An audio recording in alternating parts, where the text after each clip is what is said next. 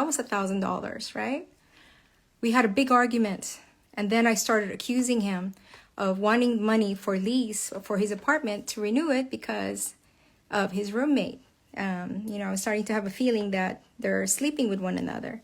Of course, I have no proof. I'm sorry, but I'm not going to forgive my husband. One thing, you guys keep asking me to forgive my husband. If you're in my shoes, you're not going to forgive what he has done to me. So I'm telling you that right now, and I'm sorry. I'm an American, not a Nigerian. Okay? We don't believe in having to be sleeping with another man. If I was sleeping with another man, do you think he'd forgive me? Do you see me? You think I'm not capable of sleeping with somebody else? But I don't. I stayed loyal. 3 years of this relationship. I sacrificed a lot too. I mean, I'm sure he did too, right? But like I said, I came to Nigeria September. The mistress, her name is Christy O, and her sister. We couldn't invite anybody else because we only had one car. We celebrated my birthday, had food, drinks, and I wasn't drinking because he wouldn't let me drink because I'm a lightweight. Anyways, I'm just telling you guys a story here, whether you want to hear it or not. And I don't know what you're posting, but the thing is, this woman sang me a happy birthday to my face. She greeted me, "Happy birthday, Angel. I'm wishing you the very best in life, and may God bless you always," and blah, blah, blah. They sang a happy birthday for me in the car. I recorded that. It was recorded. I posted it on Facebook. I posted it on Instagram story. I was giving my husband the benefit of the doubt that maybe they are just friends, right? But I noticed that every time he would record me, he would pan the camera to her. She's very sexy. She likes to dress up. She doesn't have boobs, but she likes to dress up sexy to show the man that she's sexy. Because she reminds me out all the time, every time we go out, "Please be sexy." Okay. Maybe she meant be a whore. Anyways, so we got home. I was staying at his place. He told me to stay at his place so that we can save money for the hotel. That way, at least I can give him money for rent, right? So I'm like, okay. Besides, I wanted to see what I wanted to see. I noticed that he was on Instagram a lot. He would stay in the room. He wouldn't let me out of the room. If I go downstairs, he will nag me. "Why are you downstairs? Why are you following me?" Like, I couldn't follow him downstairs, the house. Every time he stepped out of the room, I would want to step too. So, because that way at least I can get a drink, food, or whatever. I noticed that he's very, very protective. I'm a psychologist. I read your actions. I will read your face. I will read your demeanor. That's my training. I am a doctor. I am a psychologist. Yes, that's who I am. So I noticed that.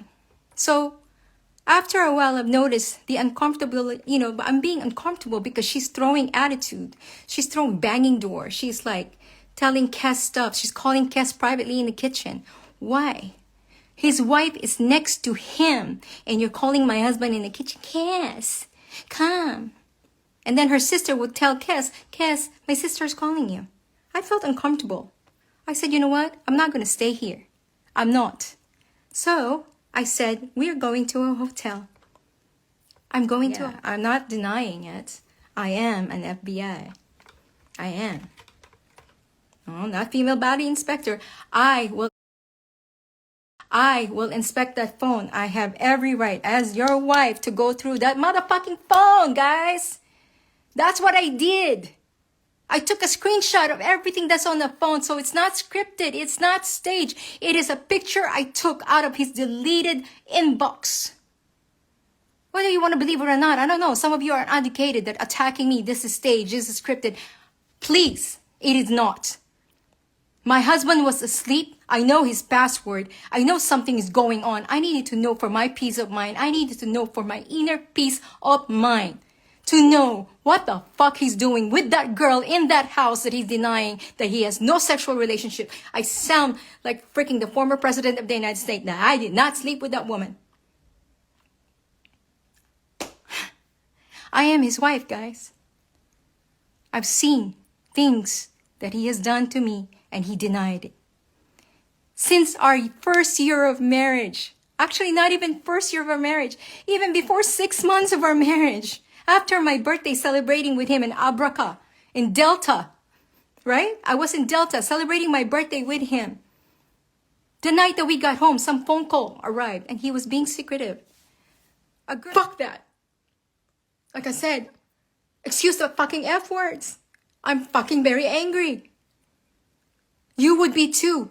If your husband fucks somebody else over and over, screw this woman, denied and denied and denied, and here you are fucking. How much do you need, baby? How much do you need? You want to see crazy? You're seeing crazy right now because I'm that fucking pissed. You would be too. You spent all your money, all your time, all your effort flying. Do you think it's easy to fly to Nigeria from United States? From California alone, the other day, it took me 37 hours to get home.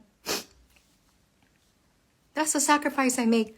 I said, I'm going to put my foot down. I don't want you to be roommate with a girl. I said, get a man. Why do you want to be roommate with a girl? Oh, she needed a place that's expensive. And that we already discussed this. This is what we want because we can afford if we are roommates. Her sister will move in. My sister will move in. Like, fuck that. That was an excuse. His sister will never move in because she kept going to school that I keep paying for. That's the truth. I fought him through thick and thin not to be roommates with this fucking whore. He won. And I let him be because I love him. Come at 6:30. And he yelled at me for calling him that early. And guess what I saw next to him? A shave of a body underneath a blanket. I confronted him and he hung up. Somebody was with him. How am I supposed to feel? And here we are now, fast forward to that. I came there in May to June. July, I was there. And all I've noticed is that nothing but my husband is gone. He's not with me 100%. He's not with me the way he loved me. It was different. That's why the entire month, and then July came. It's her fucking birthday. She pretended that somebody stole 100,000 from her account. Yet I've seen a deposit on my husband's account that he took out 150,000 for her birthday. And yet here she is, having to celebrate her birthday on top of the roof and everything that I think my husband paid a portion for. He sprayed 50,000 on her. And then here comes her boyfriend, Prince, who supposedly, because her manager told me the name. So, whatever Dugu is, a Prince, and it's like, that's her boyfriend. Yeah, okay, that was on the video. He was spraying. Spraying, but he didn't buy drinks or food for everybody. So my husband was vexed when they decided to go to the club because she picked the boyfriend to go to rather than come home with him. Right? I know. So here I am talking to her manager, Tosin, and planning just to give him a surprise gift and everything, of just buy him a native so that he can use it to church. I wanted him to go to church. I wanted him to remember what church is. I wanted him to remember what God is. Because the man I married is a churchgoer. The man I married and fell in love with, excuse me, I couldn't take it anymore. That was this year, her birthday. He celebrated with her. Whatever the fuck he got her, I don't give a damn. I kept asking him every single day on the phone, the video call, we talked 3 hours or 3 times out of the day. It's a fight about this fucking whore of a roommate that he denies that's only a friend. Like I said, the last coming back to August before I arrived for my birthday, it's a big argument where I said, I'm done. And he said, well, I'm fucking done too. Okay, hung up. Like both teenagers just hanging up. Not married couple, just like teenagers, like in a relationship, hanging up. Done. Immaturity. Because there's a third party involved. And again now, come to September. When I saw that text was September 26. He was sleeping. And I said, I need to know what's going on. Who is he texting in the middle of the night while I'm sleeping? I can see with my one eye open. When I wake up, he's texting like this. He deletes his Snapchat. He deletes his Instagram because he knows I use the phone to watch a movie or we share it together. And then till that, I realized, I'm like, he deletes everything out of Instagram. He deletes everything out of Snapchat. And what else is left? WhatsApp, nothing. He deletes that too. And then I saw a text coming from direct text on his iPhone. I'm like, oh, there you go. I said, but there's only one text in there. One. I said, couldn't be because I see him texting. So I went to the edit box on the left side corner. And there's in that option in there, edit, recover, deleted text. So I click that and I click recover all. There's freaking 350 messages in there between her and him. I know he's about to wake up. But everything I saw, I saw. The first thing I saw was that, good luck with your interview. And then a few hours later, like 6 hours later, he said, I can't wait to fuck you. Do you know how that felt when I saw that? Do you know how that made me feel when I saw that? I felt relief. I'm like, there you go. I've been praying to God and holding the Bible every freaking night. I pray, please God, have mercy upon me. Hear my sucking, move on. Denied. He denied.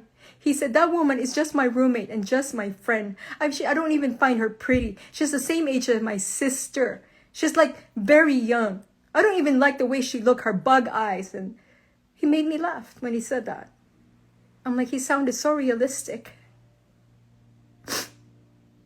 He kept swearing to me that I did not sleep with that woman. I am not fucking her. She's just my roommate. She has a boyfriend. And that was that. And with that, I booked my flight. And here we are now. I did not tell him I saw those texts. At all. You know why?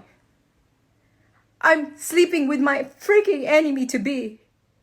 In the same hotel, this man hugs me, kisses me, makes love to me. And after in the evening, he would text her like those things. I can't wait to fuck you. I can't wait to fuck you mercilessly. I can't wait to fucking do this and do that. Oh, my nipples are hard. Oh, I'm so, undress me and shit. This is the same woman who greeted me a happy birthday to my face. And not just that. This is the same woman I confronted in the living room and I said, this is what I'm feeling. And she said, I understand how you feel, but there's nothing going on between me and him. I have a boyfriend. And I said, this is my last trip here. I have a little bit of hope left. After when I said a little bit of hope left, what did she follow with? She said, not just hope, but love. Bitch, you were fucking telling me that I have a little bit of hope left after you followed through that I have love. And then you were fucking my husband. What kind of a fucking sick bitch would fucking condone that, like having sex with a married man and then telling his wife to her face, hope and love. Like with butterflies and everything, with effects. The fuck? I wish I'd fucking die right now. For that fucking lie. A daughter of a pastor's would fucking lie through her goddamn teeth that she's not fucking my husband, and there it is on the text all over. You still think that I staged that and I scripted that the way I'm talking to you all right now? This fucking marriage is over. The moment I saw that, I died. But I pretended for my safety because I'm still in the country